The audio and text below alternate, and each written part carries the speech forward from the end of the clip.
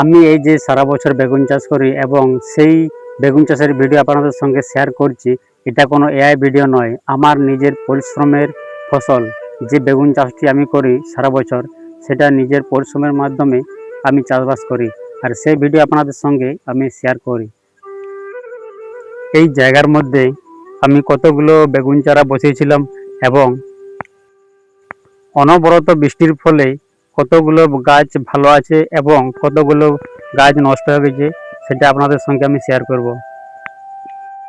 তো নমস্কার বন্ধু, আমি রয়েছি আপনাদের সঙ্গে বিকাশ, আর আপনারা দেখছেন আমার সবজি চাষ।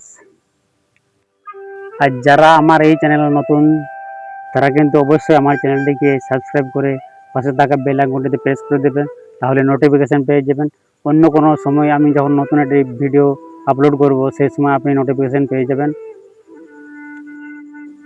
এবছর বর্ষায় বেগুন চাষের জায়গার পরিমাণ রয়েছে প্রায় 10 কাঠার মতো, আর এই 10 কাঠার মধ্যে আমি বেগুন চারা বসিয়েছিলাম 300টি মতো। এখানে 3টি জমি রয়েছে, তার মধ্যে এই জায়গাতে রয়েছে 100টির মতো গাছ, এবং এই সাইডে রয়েছে 100টি মতো গাছ। তার মধ্যে অনেকগুলো গাছ নষ্ট হয়ে গেছে সেই সাইডে। আর এই জায়গাটাতে গাছের সংখ্যা রয়েছে 100টি। তাহলে মোট এই 3টে জায়গা মিলে হলো 300টি গাছ।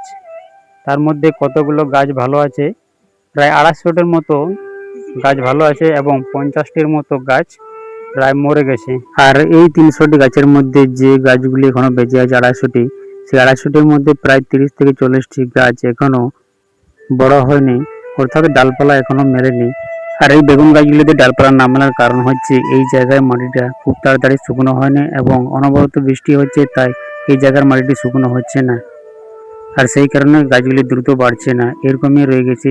আর এই গাছগুলিতে আবার বড় হবে বা আরও গাছের ডালপালা মেলতে শুরু করবে, যতদিন না এই জায়গার মাটিটা শুকনো হচ্ছে ততদিন পর্যন্ত গাছগুলি এরকম অবস্থায় থাকবে।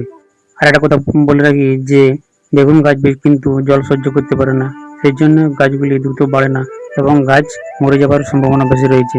আর আমার বেগুন জমির যে 40টি গাছ এখনো বড় হয়নি, সেই গাছগুলিতে মাটি যখন শুকনো হবে সেই সময় মাটি দিয়ে গাছগুলিকে বড় করে তুলবো। তো তার ভিডিও আমি আপনাদের সঙ্গে নিয়ে আসবো। তখন পর্যন্ত এই ভিডিওটি যদি আপনাদের ভালো লাগে তাহলে অবশ্যই ভিডিওতে একটি লাইক দিয়ে দিবেন। আর বাকি যে বেগুন গাছগুলি রয়েছে সেই বেগুন গাছগুলি থেকে এখন বেগুন বাজারজাত করা হচ্ছে।